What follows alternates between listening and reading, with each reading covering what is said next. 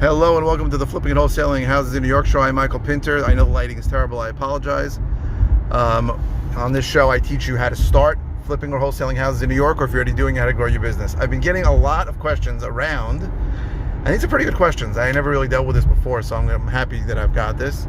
Should a new flipper look to buy property from a wholesaler?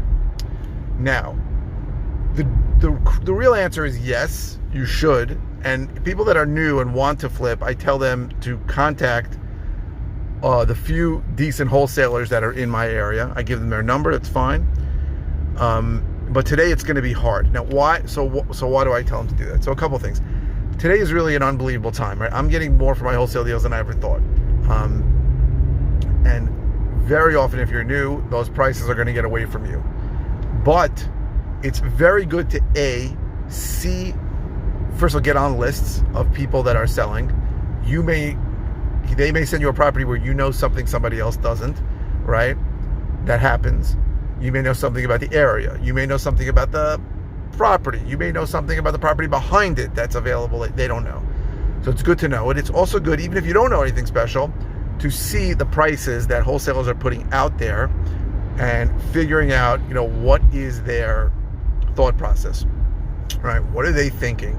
Right? You can usually ask most wholesalers, give me an idea of what you think this will sell for, give me an idea of the repairs. I personally don't give that information out, but a lot of other people do. And I spoke about why I don't give that information out. If somebody presses me, I might. But in general, I used to put all that information on my wholesaling texts and emails, and I used to say, hey, this one should sell for around $500,000. It only needs $50,000 worth of work. Those numbers from a wholesale's perspective are only going to hurt me, right? So I'll go through this again. If I think a house is worth $500,000 and the guy and the buyer thinks the house is worth $600,000, I've now put doubt in his mind about his number. If I think the house is worth $500,000 and he thinks it's worth $400,000, he's not going to believe me. And the same thing with repairs, right? If I think it needs $50,000 worth of work and this guy thinks it needs $100,000 work, he's just not going to believe my number. But if I thought it needs $100,000 worth of work and he thought it only needs $50,000, now he's going to start doubting maybe there's something here that I missed. So those numbers can't help me. But a lot of wholesalers will give you at least an idea. If someone pushes me, I'll give them an idea. And you can then, if the numbers just seem crazy, and they probably do, you can say to that wholesaler, hey, numbers don't seem to work out for me. What numbers were you working with? Or what numbers were the guys who put in offers working with? Most guys will be nice enough. I mean, the guys that I refer you to, except for one who's a dick, but he does serious business. So those guys at least talk to you. So I think it is a good thing to get on wholesalers list. It's a good thing to follow those properties and say, hey, I thought it was a $500,000 property. Some guy bought it, did exactly what I thought I would do to it, but he sold it for $600. Now, what did I miss? What's different here? Let me look back at what my comp did out and what I got. Did I make a mistake? So following properties like that is helpful for your process. Trust me, the most difficult thing you're going to do as a flipper is probably decide what work should be done or not should be done. I mean, some guys just like to do everything, which I think is usually a mistake. But the second most difficult thing you're going to do, and for some people this is the most difficult thing, is figuring out really what you can offer. And that's a skill that I tell people that they cannot outsource. There are people online that say, oh, my VA figures out all the comps and tells me what it is. That can be done in areas that are very homogenous. So like, you want to pick most of Dallas, it's built after 1980, you can figure it out. Phoenix, Vegas, Port St. Lucie, Florida. These are areas where it's really easy to figure out what your max offer is and what the ARV is. It's simple. It's not simple where I operate in Nassau. We have a huge diversity in product. Things that are built in the 1800s and things that are built 20 years ago. And huge diversity in size, and in price. It really can be block to block. So I personally feel very strongly that it is a mistake to not comp out properties yourself and to follow it. So one of the things I did when I started, when I really didn't know what I was doing, I mean, I did a bunch of things, but one of the things I did was, I just cut somebody off. Hope she's not pissed at me. One of the things I did was, I spoke to some realtors who I thought were busy and who were active, and in the end a bunch of them weren't active. They just got lucky. They had a bunch of signs out, but I started following properties that were listed for sale, properties that look crappy, and I wanted to see what they sold for and what happened.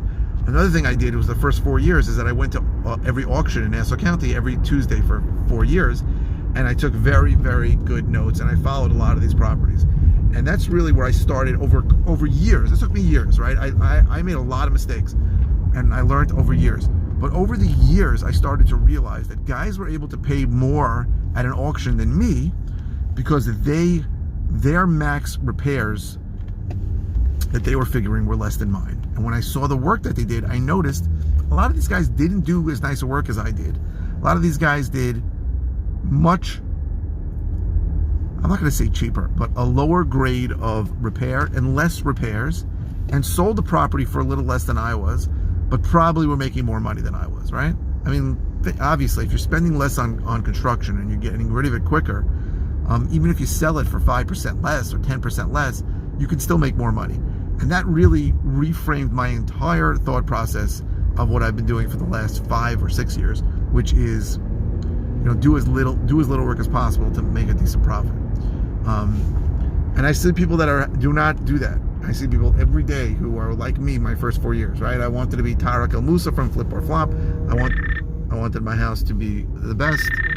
I'm going to decline that because I've done this so many times on a Facebook Live that I know it's going to screw things up. So I only learned that from following it. So you want to follow the wholesalers' deals, and you want to see what people ended up paying for it, and you want to see what they do to it, you know, and you'll be surprised, right? Believe me, you're going to get surprised. I guarantee you. There were people who took properties and outbid me and did nothing to it but put it on the market, right? And made money.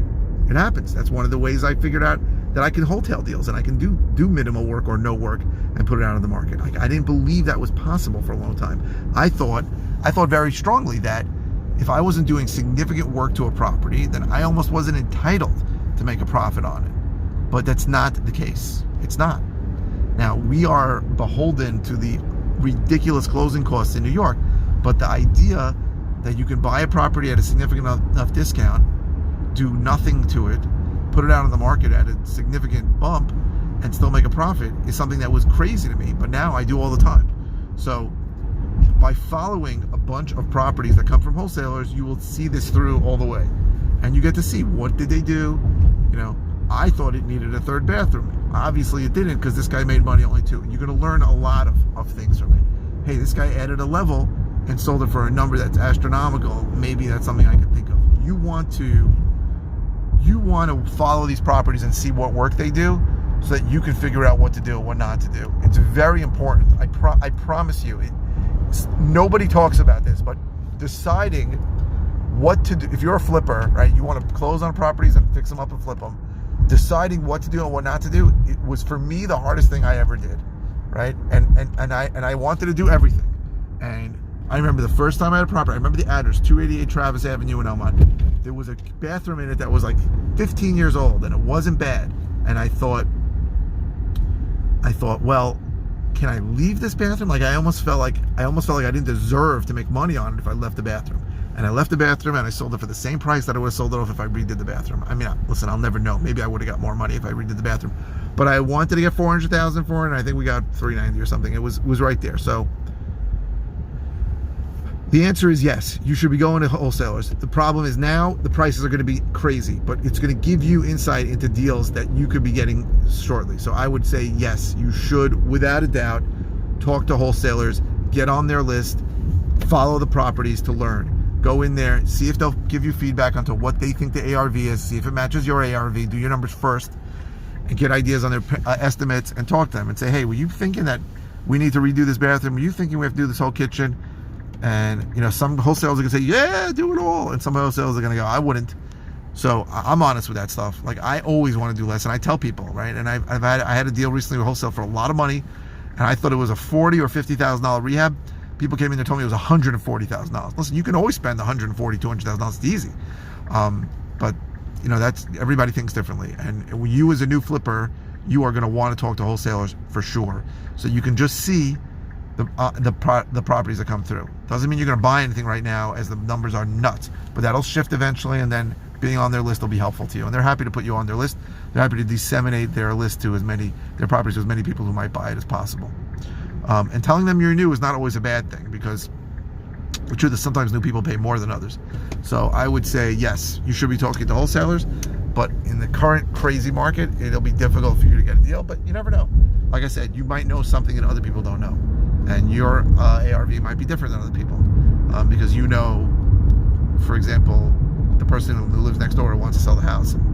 And I don't know, you can put a pool in. There are all kinds of weird things that happen. So yes, you should talk to new wholesalers. I hope this was helpful. You should, as a new flipper, you should talk to wholesalers. I hope this was helpful. If you're interested in how I can help you, go to howtoflipnewyork.com. If you're interested in my course, go to howtoflipnewyorkcourse.com. If you're interested in coaching, go to coaching.howtoflipnewyork.com. I really got to go to the fruit store. And what else? Oh, if you're watching on YouTube, please subscribe. If you are watching on any platform, please click like. The SEO really helps me. That helps my search engine optimization. And what else? That's it. Thank you very, very much for watching. I really appreciate it.